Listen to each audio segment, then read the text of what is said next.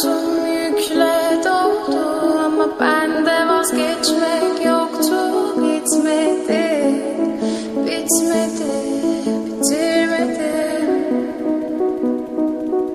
Ben özel değilim ya da öyle bir şey, ama sen varken hep böyle hissettim, böyle hissettim.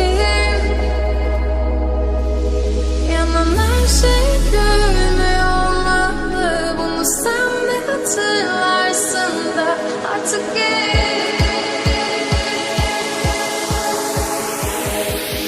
böyle hissettim.